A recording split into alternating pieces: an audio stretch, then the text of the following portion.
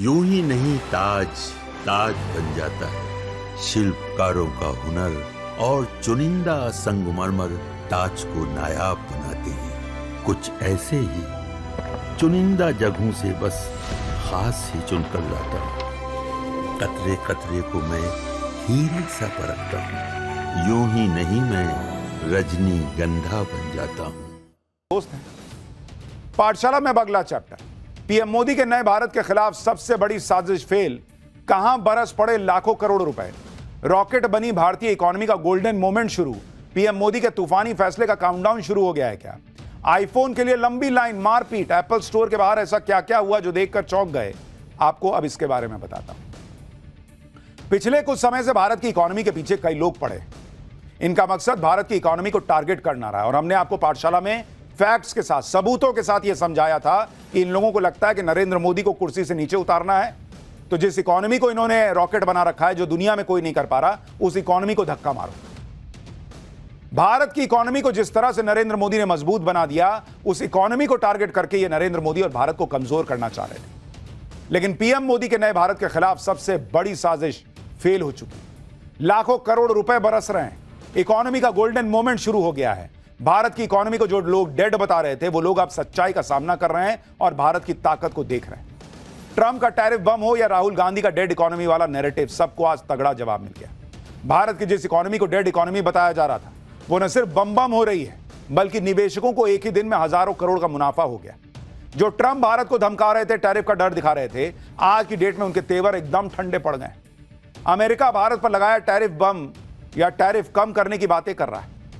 और इस सब के बीच पीएम मोदी के भारत के खिलाफ बहुत बड़ी साजिश जो फेल हुई, उसने भारत को एक और बूस्ट दिया है।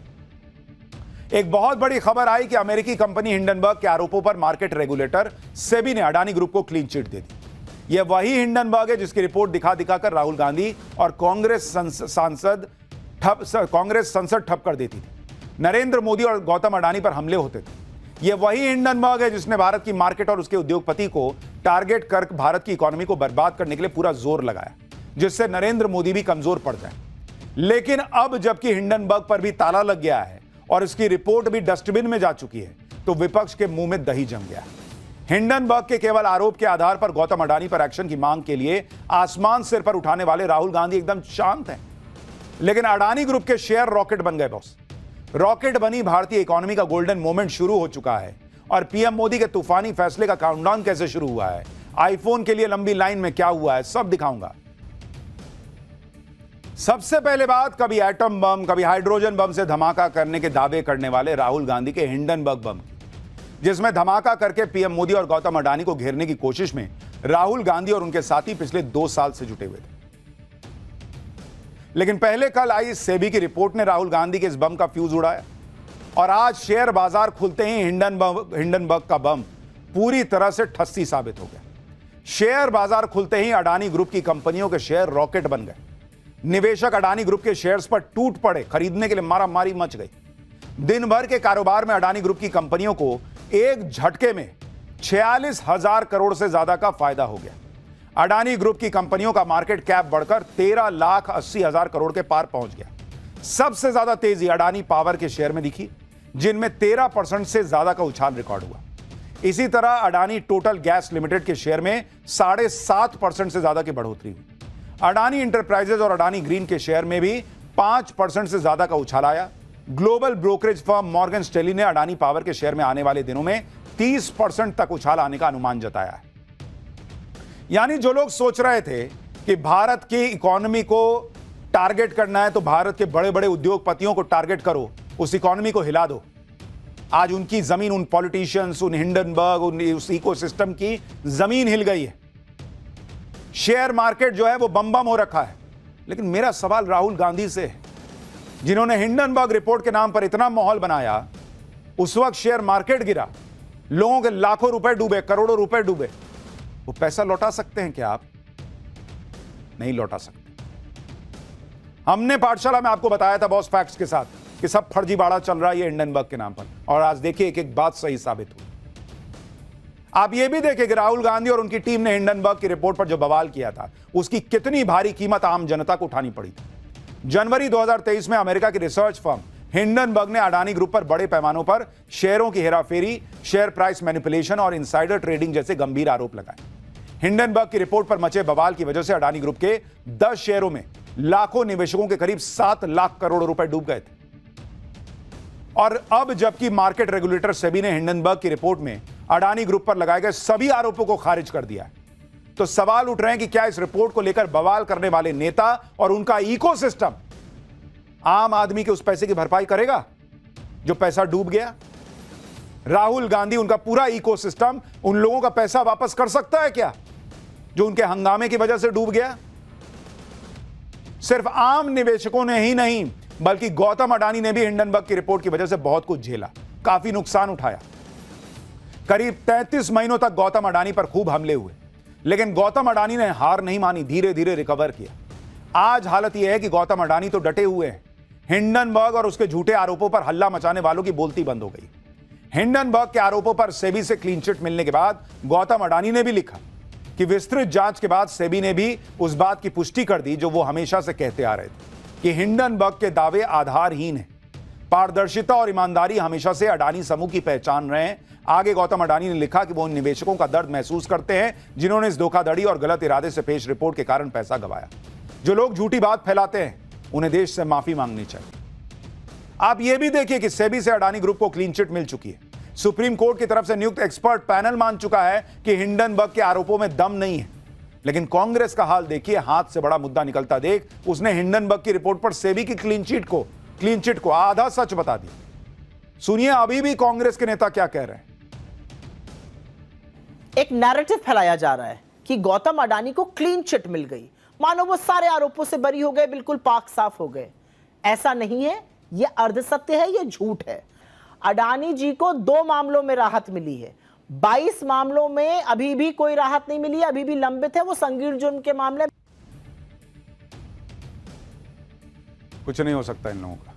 अडानी ग्रुप के शेयर तो हिंडनबर्ग से लगे झटके को पीछे छोड़ चुके हैं। अब यह भी देखिए कि पीएम मोदी ने देश के अब तक के सबसे बड़े रिफॉर्म की मदद से कैसे इकोनॉमी को डबल डोज की पावर मिलने का रास्ता साफ कर दिया। 22 सितंबर से जीएसटी रिफॉर्म लागू होने वाले हैं। वित्त मंत्री निर्मला सीतारमण के मुताबिक जीएसटी रिफॉर्म से देश की इकोनॉमी में करीब 2 लाख करोड़ रुपए एक्स्ट्रा आएंगे, क्योंकि जीएसटी दर कम होने की वजह से देश के लोगों के पास ज्यादा पैसा बचेगा जिसे वो खर्च कर पाएंगे।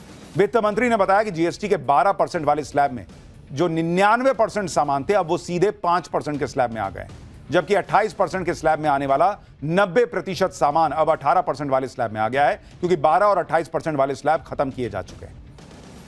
एक तरफ नरेंद्र मोदी के खिलाफ एक्टिव इकोसिस्टम एक एक करके निपट रहा है और पीएम मोदी भारत को न्यू वर्ल्ड ऑर्डर का लीडर बनाने के लिए नए इतिहास रच रहे हैं। ग्लोबल क्रूज टूरिज्म के मैप पर भारत की जगह मजबूत करने के लिए मुंबई में देश का सबसे बड़ा world class international cruise terminal बनकर तैयार है। आप तस्वीर देखिए बॉस, क्या जबरदस्त टर्मिनल बना है, क्रूज टर्मिनल मुंबई में। एक बार उसकी टर्मिनल, हाँ ये तस्वीर देखिए, इंटरनेशनल क्रूज टर्मिनल बना है। एक एक तस्वीर देखिए बॉस, ये एआई से नहीं बना है, ऐसा ही बना है, जिसका कल पीएम मोदी उद्घाटन करने वाले हैं। इस क्रूज टर्मिनल का निर्माण क्रूज भारत मिशन के तहत किया गया है, जिसमें दुनिया भर के बड़े बड़े क्रूज पहुंचेंगे। इस वर्ल्ड क्लास क्रूज सेंटर की खासियत भी आपको बताता हूं। Mumbai international cruise terminal 4,15,000 square feet से ज्यादा इलाके में तैयार किया गया है।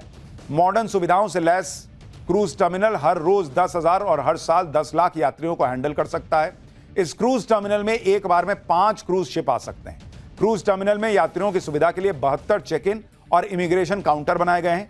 इसकी पार्किंग में 300 से ज्यादा गाड़ियां खड़ी करने की क्षमता है। इस वर्ल्ड क्लास क्रूज टर्मिनल को तैयार करने में 556 करोड़ रुपए की लागत आई।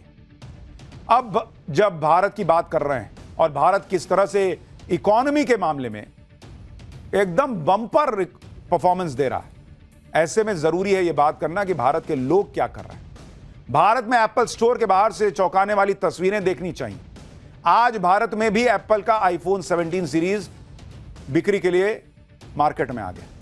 आईफोन 17 खरीदने के लिए रात से ही एप्पल स्टोर्स के बाहर लंबी लंबी लाइन लग गई बॉस। ये देखिए, मारा पीटी हो गई, पहले मैं। भीड़ इतनी ज्यादा हो गई कि आईफोन के खरीदारों को काबू करना मुश्किल हो गया भाई। राहुल गांधी डेड इकोनॉमी बता रहे थे, यहां लोग देखिए लाइन में रात से खड़े हैं पैसा लेके कि लाओ ना, पहले मेरे को दो। मुंबई में तो एप्पल स्टोर के बाहर आईफोन खरीदने के लिए जुटे लोगों के बीच हाथापाई हो गई। तस्वीरें सोशल मीडिया पर वायरल हैं, बवाल हो गया, कमेंट्स की बाढ़ आ गई। एक यूजर ने लिखा कि मुंबई में आईफोन 17 के लिए ऐसी धक्का मुक्की हुई जैसे फोन नहीं मोक्ष बट रहा हो। एक यूजर ने लिखा जेनजी एप्पल आईफोन के लिए ऐसे लड़ रहा है जैसे यही उसकी ऑक्सीजन है। दिल्ली में भी आईफोन के लिए एप्पल स्टोर के बाहर लंबी लंबी लाइन दिखी। दिल्ली में एप्पल स्टोर के बाहर से हमारी सहयोगी की एक रिपोर्ट देखी। इस फोन को लेके ऐसी दीवानगी क्यों है, इस पर बात करने के लिए हम लोगों से सीधा बात करते हैं जो लोग यहाँ पे लाइन में लगे, जिनकी यहाँ पे प्री बुकिंग है। सर क्या नाम है आपका? पुलकित। पुलकित, फोन लेने आए आप? या राइट। प्री बुकिंग थी? या कब बुक कराया था? 12 क्या करते हैं आप? स्टडी करता हूँ। स्टडी करते हैं। क्या दीवानगी है इस फोन को लेकर आपकी? हर बार जब भी नया लॉन्च होता है हर बार लेता हूँ। तो किस मोड पे ले रहे हैं? EMI पे ले रहे हैं, कैश ले रहे हैं, क्रेडिट कार्ड पे ले रहे हैं? क्रेडिट कार्ड से कैश। क्रेडिट कार्ड से ले रहे हैं। क्या खास बताया जा रहा है, क्या फीचर बताया जा रहा है इस फोन को लेकर? फीचर्स तो मैं देखता नहीं, हर बार जब भी नया आता है मैं लेता हूँ। आईफोन की दीवानगी। कुछ लोग ये भी सवाल उठा रहे हैं कि पीएम मोदी के स्वदेशी के मंत्र के बीच लाखों लोग विदेशी आईफोन पर खर्च कर रहे हैं। ऐसे लोगों को यह पता होना चाहिए कि यह पीएम मोदी का ही मेक इन इंडिया मुहिम का असर है कि आईफोन बनाने वाली अमेरिकी कंपनी एप्पल ने भारत को अपना बड़ा मैन्युफैक्चरिंग हब बना लिया है। भारत में ही अब आईफोन 17 समेत सारे मॉडल्स तैयार हो रहे हैं, जिसमें फॉक्सकॉन और टाटा अहम पार्टनर हैं। भारत में आईफोन का प्रोडक्शन बहुत तेजी से बढ़ा है और कई देशों को एक्सपोर्ट किया जा रहा है। इस साल यानी 2025-26 में 6 करोड़ यूनिट्स तक उत्पादन पहुंचने की उम्मीद है, जबकि 2024-25 में यह आंकड़ा 3.5 से लेकर 4 करोड़ यूनिट्स तक था। भारत में एप्पल जिस हिसाब से निवेश कर रहा है उससे डोनाल्ड ट्रंप की भी टेंशन बढ़ी हुई है। ट्रंप कई बार एप्पल के मालिक टिम कुक को बोल चुके हैं कि भारत में प्रोडक्शन कम करो, अमेरिका लौटो।